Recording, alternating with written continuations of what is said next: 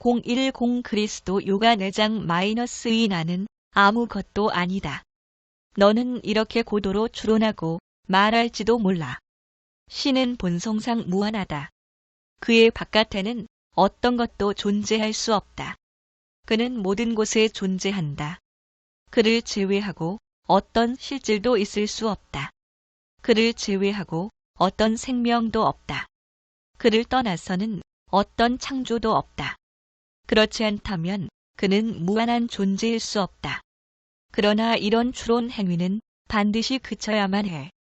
왜냐하면 마음은 그것이 사실이라고 확신하려고 노력하고 있기 때문이야.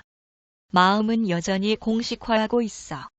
비록 그것이 도움이 될지는 몰라도 마음을 넘어서 있는 진리를 드러내지는 못해. 사고는 설령 가장 고차원적인 것일지라도 그쳐야만 해. 왜냐하면 사고는 결코 진리를 계시할 수 없기 때문이야. 자기 자신을 이해하는 과정이 명상의 시작이야. 거기에는 어떤 특별한 테크닉도, 어떤 특별한 자세도, 어떤 특별한 호흡법도 없어. 너 자신의 자아, 즉 마음을 알지 못하는 한 내가 무엇을 생각하든 거기에는 진정한 기초도 실제도 없어. 이해할 수 있겠니? 네. 내가 말했다. 이제 분명히 알겠습니다. 너 자신을 알기 위해서는 순간순간 부단한 자각이 필요해. 거기에는 어떤 강요도, 비난도, 합리화도 있어서는 안 돼. 단지 수동적인 깨어있음만이 필요하지. 그런 깨어있음 속에서 너는 사물을 있는 그대로 보게 돼. 그러면 어떤 문제도 없어. 문제가 사라져버리지. 왜냐하면 너의 마음이 바로 그 문제이기 때문이지. 실제에는 아무런 문제도 없어. 오직 혼란 속에 있는 인간의 마음만이 문제를 갖고 있을 뿐이지. 오로지 실제만이 존재해. 그 밖의 모든 것은 환영이야. 그 완벽한 평정 속에 가슴과 마음의 완전한 정적 속에 실제가 존재해. 이것이 바로 그리스도 요가야. 그것은 아버지 하나님이야. 그만이 유일한 실제이지. 그의 작용은 광대하고 광범위하고 완벽해. 그가 말했다. 명상을 하기 위해서는 어떤 방법도 체계도 필요 없어. 왜냐하면 그것은 패턴을 만들기 때문이야. 하지만 진리는 어떤 패턴이 아니야. 명상을 시작함에 있어서 가장 바람직한 수단은 자유야. 그래야만 자유를 얻을 수 있어. 이제 1시간 동안 혼자 명상하며 일어나는 모든 생각들을 지켜봐. 그러면 너는 내 자신을 알게 될 거야. 명상 속에서 나는 마음이 결코 진리를 드러낼 수 없다는 것을 확실히 알았다. 그러므로 어떤 결과를 얻기 위해 더 이상 조바심치거나 투쟁하지 않게 되었다. 그리고 나는 실제가 지금이라는 것, 그것은 시간의 문제가 아니라는 것, 지금은 무시간적이라는 것을 알았다. 나는 마치 내가 미지자를 표현하고 있는 것처럼 느껴졌다. 비록 감각은 필요치 않지만, 아니 사실 종종 방해가 되지만 나는 누워있는 나의 몸이 침대 위에서 떠오르고 있는 것을 느꼈다. 이제 나는 진리는 즉각적이라는 것, 진리는 시간의 문제가 아니라는 것, 따라서 지난 수세기 동안 모든 존재들의 기억을 총동원한다 해도 결코 실제를 드러낼 수 없다는 것을 알았다. 나는 시간에 대한 모든 탐구, 모든 진화적 과정도 실제를 드러낼 수 없다는 것을 알았다.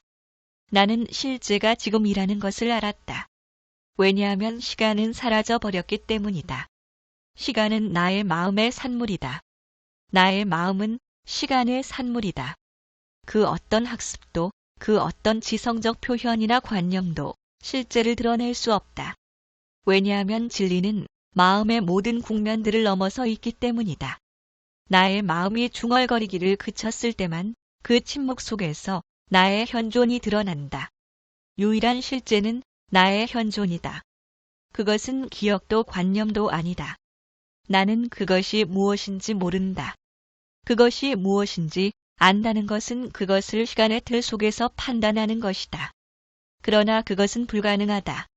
이제 나는 예수를 이해할 수 있다. 나는 이제 그가 비유로 말하는 이유를 알았다. 왜냐하면 그는 실제를 타인에게 드러낼 수 없기 때문이다. 왜냐하면 모든 사람들이 반드시 그것을 스스로의 힘으로 혼자 발견해야만 하기 때문이다. 이것이 그리스도 요가, 모든 요가들 중에서 가장 위대한 요가이다. 당신 예수는 자신의 뜻대로 어떤 것을 하지 않는다. 자아가 녹아 사라져 더 이상 실제의 현현에 방해가 되지 않는다. 하나님 아버지는 영원하다. 그는 유일한 실제이다. 일을 하는 것은 그이다. 이것이 모든 문제들을 있는 그대로 보고 해결하는 유일한 길이다. 왜냐하면 문제들은 그 자신의 차원에서는 해결될 수 없기 때문이다. 그런 방식으로는 문제를 해결하려고 노력할수록 더 많은 문제들을 만들어낼 뿐이다. 필요한 것은 원인을 제거하는 것이다. 원인은 자아이다. 권력과 지위를 얻기 위해 탐욕과 욕망에 찌든 자아. 자아의 존재 기반은 분리이다. 이 분리는 우리의 모든 문제들을 증가시키고 영속화시키고 있다. 만일 내면을 들여다본다면 당신 자신이 문제의 뿌리라는 것을 알게 될 것이다. 우리는 자기 자신이 아니라 타인을, 다른 모든 것을 비난한다. 그러나 우리가 살고 있는 조건들에 대한 책임은 우리 자신에게 있다. 파괴와 살인을 행하고 나서 문제 해결의 수단으로 피해자에게 음식과 옷을 주는 것은 터무니없는 일이다. 우리가 무엇을 하고 있는지 분명하게 인식할 때만 문제는 해결된다. 문제는 우리 자신이다. 그러므로 우리는 돈, 경험, 탐욕, 질투, 욕망, 믿음, 불신, 결핍, 만족, 관념, 이상 등이 모든 것에 절어있는 자아를 이해해야만 한다. 우리가 그것들에 대해 이런저런 생각을 하는 것이 아니라 이는 그대로 볼 수 있을 때 그때에만 비로소 자아 문제의 원인은 문제를 이해한다. 실제는 문제를 가지고 있지 않다. 오로지 인간만이 가지고 있다. 명상에서 깨어보니 점심시간이었다. 나는 아무 말도 할 필요가 없었다. 스승은 알고 있었다. 그는 전보다 훨씬 밝아진 나의 얼굴빛을 보았다. 이제 나는 의식적으로 깨어있다. 그것은 사탄아 물러가라. 라고 말했을 때 예수와 같은 자각 상태이다. 그가 말한 사탄은 외부에 있는 어떤 신학적 고안물이 아니라 바로 항상 앞에 나서기를 좋아하는 자아를 의미한다. 만약 의식적으로 깨어있는 상태에서 자신의 자아를 들여다본다면 당신은 자가 항상 앞에 나서기를 원한다는 사실을 알게 될 것이다. 그러나 당신이 자아를 알게 되면 자아로부터의 자유가 온다. 자아를 알기 전에는 결코 자유가 오지 않는다. 사탄아 물러가라. 이 말은 달리 표현하면 나는 아무것도 아니고 하나님 아버지만이 실제라는 의미이다. 그렇다. 자아는 기만하는 자이다. 그것에는 의심의 여지가 없다. 스승은 아무 말도 하지 않았다. 스승의 지혜는 완전했다. 나는 자유와 함께 만족감이 일었다. 이 자유는 어떤 자극이나 자기 최면의 결과가 아니라 이해를 통해 오는 자유였다. 점심 식사를 한 뒤 우리는 등산화를 신고 바로 앞에 니블룽 리충 협곡으로 올라갔다. 이 협곡의 빙하가 불과 몇 마일 앞에 눈에 들어왔다.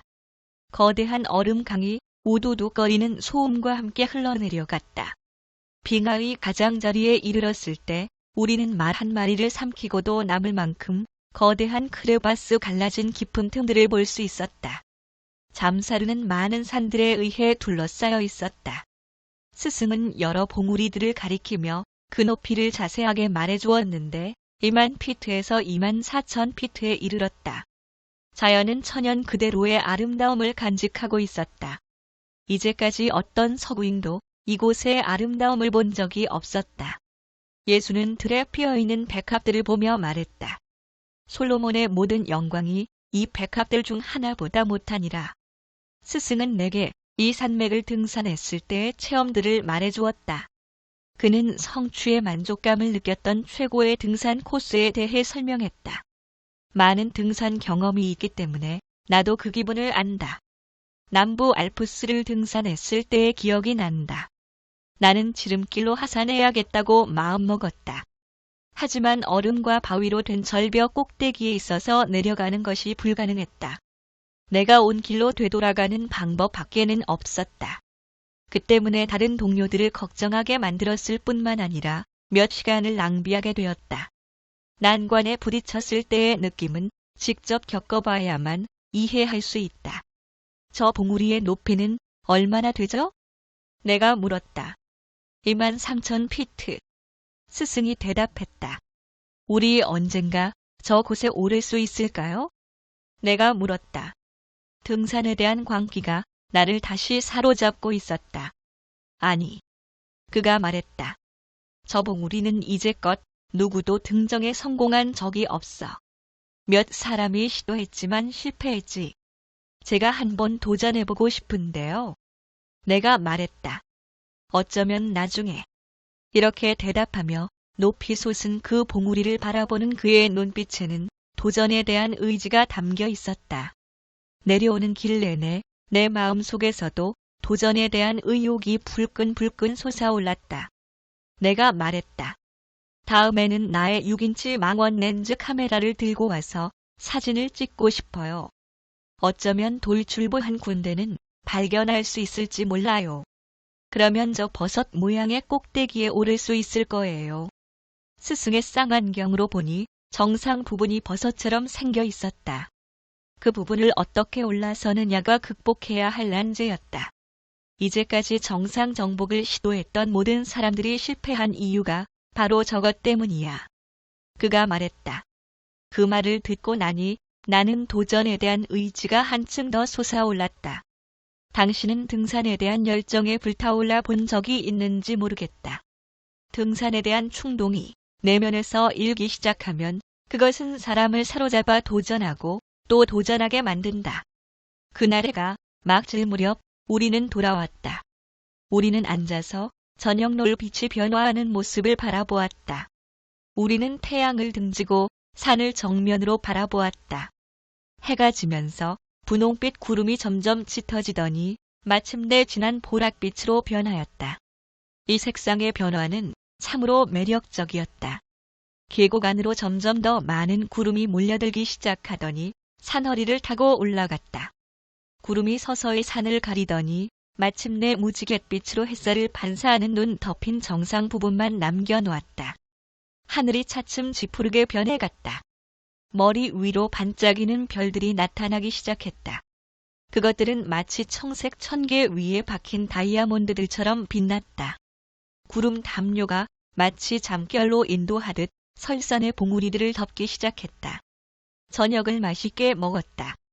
협곡을 올랐던지라 배가 무척 고팠다. 게다가 차가운 공기가 내 시장길을 더욱 부추겼다. 식사를 하고 난 뒤 스승은 자신의 여러 등산 사진들을 꺼내 자세히 설명해 주었다. 그 사진들은 특이했고 너무도 매력적이었다. 나는 그것들 중 몇 장을 가지고 싶었다. 1시간쯤 뒤 나는 밤에 더 공부할 것인지 물어보았다. 왜냐하면 나는 그의 가르침이 또 듣고 싶었기 때문이다. 그러나 그는 아니라고 대답했다. 그는 오늘 하루 내가 충분히 배웠다고 말했다. 내일 아침 원기가 회복되면 우리의 공부를 계속 진행하도록 하지. 우리 둘 사이에는 친밀감이 흘렀다. 서로 이야기하거나 침묵하고 있을 때나 마찬가지였다. 단 한순간도 어색한 경우가 없었다.